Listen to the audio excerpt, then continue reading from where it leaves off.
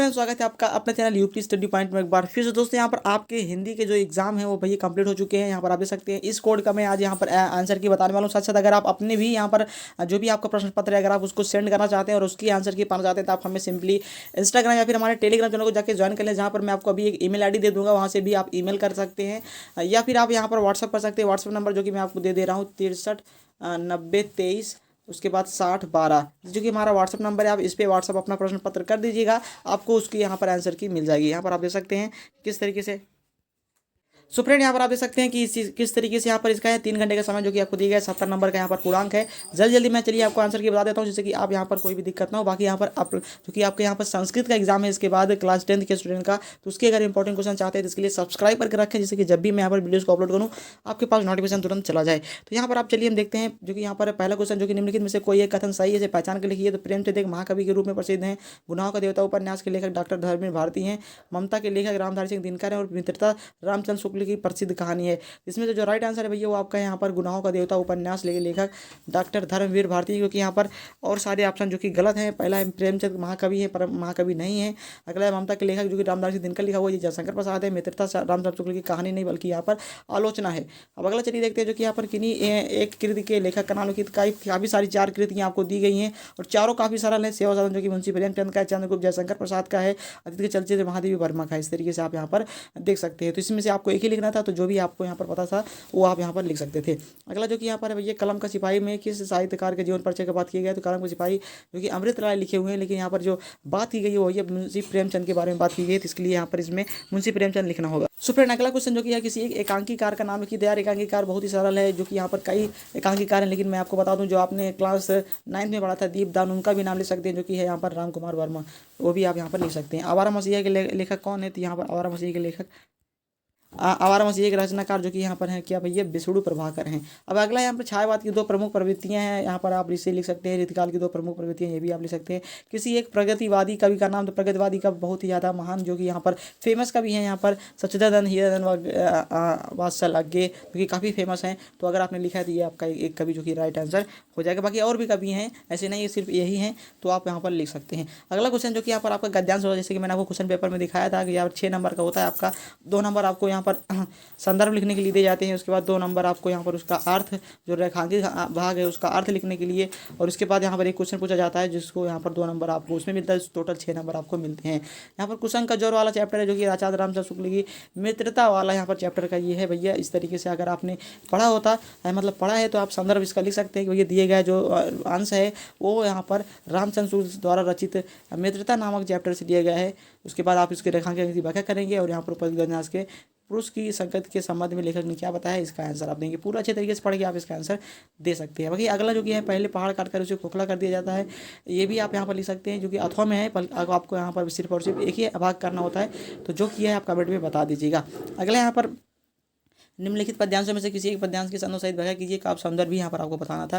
तो पहले यहाँ पर आपको संदर्भ लिखने के लिए 1 नंबर मिलता है, उसकी व्याख्या करने के लिए 4 नंबर, और काव्य संदर्भ लिखने के लिए आपको 1 नंबर दिया जाता है। तो यहाँ पर जो है ये शून्य सुंदर बैन सुधारस साने, ये आपके यहाँ पर 1 पद पर जो कि यहाँ पर तुलसीदास द्वारा लिखा हुआ है, उसी चैप्टर से लिया गया है। तो आप इस तरीके से अगर आपने पढ़ा है तो आप इसको जरूर से लिख के आए होंगे। अगला भैया निम्नलिखित में से किसी एक का जीवन परिचय लिखिए। तो काफ़ी ज़्यादा सरल यहाँ पर जीवन परिचय, तीनों यहाँ पर डॉक्टर राजेंद्र प्रसाद, आचार्य रामचंद्र शुक्ल, जयशंकर प्रसाद, तीनों यहाँ पर सरल है। जो भी यहाँ पर आपको याद होगा आपने लिखा होगा। अगला यहाँ पर है भैया, निम्नलिखित में से किसी एक कवि का जीवन परिचय देते हुए किसी एक के रचना का नाम लिखिए।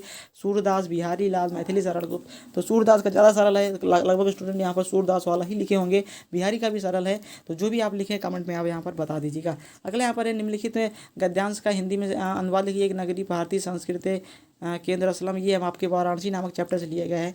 तो आप सिंपली यहाँ पर इसका अर्थ लिख देंगे और उसका संदर्भ लिख देंगे। दिए गया जो यहाँ पर गद्यांश है वो हमारे वाराणसी नामक चैप्टर से संस्कृत भाग खंड से लिए गए हैं। अगले यहाँ पर भैया बंधन मरणम वाप जो, ये आपके यहाँ पर ये भी आपके यहाँ पर वाराणसी से ही लिया गया है, जो कि यहाँ पर एक श्लोक है। अगला यहाँ पर आपकी अपनी पाठ्य पुस्तक से कंठस्थ किया गया हुआ है कोई श्लोक लिखना है, तो जो भी आपको याद था आप यहाँ पर लिख सकते हैं। अगला इन सभी में से 2 प्रश्न करने हैं आपको। वाराणसी कस्य भाषा केंद्र मस्त। भैया वाराणसी जो आपकी है यहाँ पर संस्कृत भाषा का केंद्र थी, इसलिए यहाँ पर आप लिख सकते हैं वाराणसी संस्कृत भाषा का केंद्र मस्ती।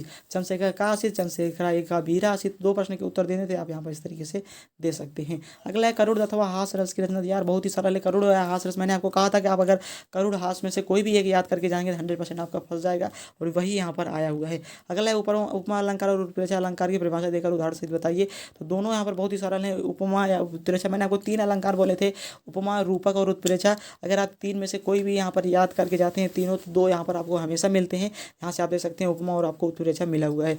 सोठा अथवा रोला की परिभाषा देखिए, तो यहाँ पर हमने आपको कहा था सोठा, रोला और दोहा याद करने के लिए। तो 3 में से अगर आपने तीनों याद किया होगा तो यहाँ पर 2 आपको यहाँ पर मिल गया है, जिसमें से आपको एक ही लिखना होता है। तो 100% आप यहाँ पर करके आएंगे। अगला जो कि यहाँ पर काफ़ी ज़्यादा सरल होता है कि भैया ये 3 के में से एक शब्द बनाइए। अनु, परि, अभी, तो कोई भी यहाँ पर अनु आप यूज कर सकते हैं। उसके बाद परि, यहाँ पर परिवार, परियोग, इस तरीके से आप यहाँ पर कर सकते हैं। अभिमान, अभी अभी आप यूज सकते हैं। अपकार, आप से आप कर सकते हैं। सु से सुंदर, सुशील, इस तरीके से आप यहाँ पर बना सकते हैं। अगला यहाँ पर इनमें से कोई 2 प्रत्ययों का यूज करके एक शब्द बनाइए। पन, बचपन, पन वाला हमने आपको क्वेश्चन पेपर भी दिखाया था, उसमें भी यहाँ पर पन ही यहाँ पर आया था। आई, लिखाई, पढ़ाई, वट, लिखावट, इस तरीके से आप यहाँ पर बना सकते हैं अपने प्रत्यय यूज करके। अगला है समास का विधा कीजिए। तो भैया जो पाप पुण्य, पाप और पुण्य जो कि है यहाँ पर आपका द्वंद्व समास। 9 रत्न, 9 रत्नों का समूह, जिसे आप द्विगु समास बोल सकते हैं। तिरंगा 3 रंगों वाला, ये भी आप लिख सकते हैं, क्योंकि आपका द्विगु समास ही हो जाता है। अगला यहाँ पर है भैया निम्नलिखित में से किसी 2 के तत्सम लिखिए। कपूत का कुपुत्र हो जाता है, कुआं का कूप हो जाएगा, दूध का दुग्ध हो जाता है। इस तरीके से आप यहाँ पर तत्सम भी इसका लिख सकते हैं। अगला है 2 में से किसी के पर्यायवाची लिखना है।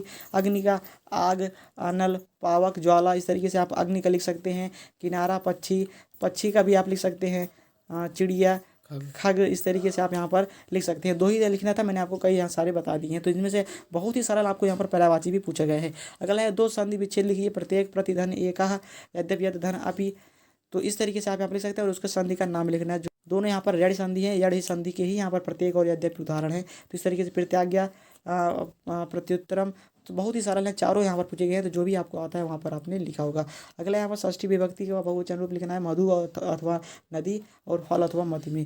तो दोनों में से जो आपको आता है आप 100% लिख के आए होंगे। इसी तरीके से अगला यहाँ पर आपका जो कि यहाँ पर एक धातु, लकार, पुरुष वचन, पठतम, आहसत, अपठम, आसामी, सब सरल है यहाँ पर आपका। यहाँ पर सभी यहाँ पर लगभग जो कि आपके कोई यहाँ पर लट लकार से ही लगभग यहाँ पर पूछा गया है, या फिर यहाँ पर आपका जो कि यहाँ पर होता है, या फिर लंग लकार से ही यहाँ पर आप पूछा गया है। निम्न में से किन्हीं 2 का संस्कृत में अनुवाद कीजिए। सभी सुखी हों, बालिकाएं खेल रही हैं, आकाश को पुस्तक दो, वृक्ष से पत्ते गिरते हैं। यार कितना सारा ले, वृक्ष से पत्ते गिरते हैं आप हमेशा पढ़ते हैं, चाहे आपकी संस्कृत के सब्जेक्ट हो या फिर आप हिंदी में उदाहरण भी यही रहता है, वृक्ष से पत्ते गिरते हैं। तो हम आप यहाँ पर कर सकते हैं। बाकी हमारा देश महान है, ये भी बहुत ही सरल है, इसको भी आप यहाँ पर कर लिए होंगे।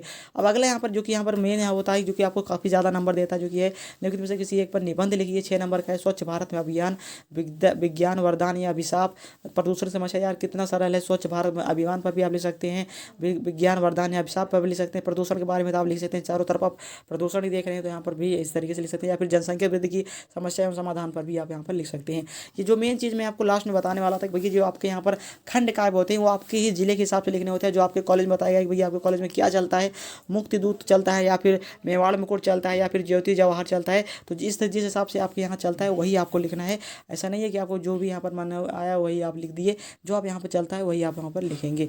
इस तरीके से यहाँ पर आपका जो हिंदी का पेपर है वो समाप्त हो चुका है। अभी आपका संस्कृत का एग्जाम होने वाला है, तो अगर आप बोलेंगे मैं आपको इंपॉर्टेंट क्वेश्चन की सीरीज प्रोवाइड करा दूंगा, क्योंकि अगर आप उसे याद कर लेते हैं तो 100% आप संस्कृत में भी अच्छा कर पाएंगे। तो कमेंट बॉक्स आपके लिए बना है, कमेंट में बता दीजिएगा। बाकी अगर वीडियो पसंद है वीडियो को लाइक करिए, दोस्तों में शेयर कर दीजिएगा इस वीडियो को, जैसे यार उनको भी बता सके कि हाँ कौन सा क्वेश्चन का क्या आंसर होगा। तो चलिए दोस्तों मिलते हैं नेक्स्ट वीडियो तक। यहाँ पर डाउनलोड करने के लिए PDF वगैरह आप हमारे टेलीग्राम चैनल को जाकर ज्वाइन कर सकते हैं। चलिए दोस्तों मिलते हैं नेक्स्ट वीडियो तक के लिए। जय हिंद, वंदे मातरम।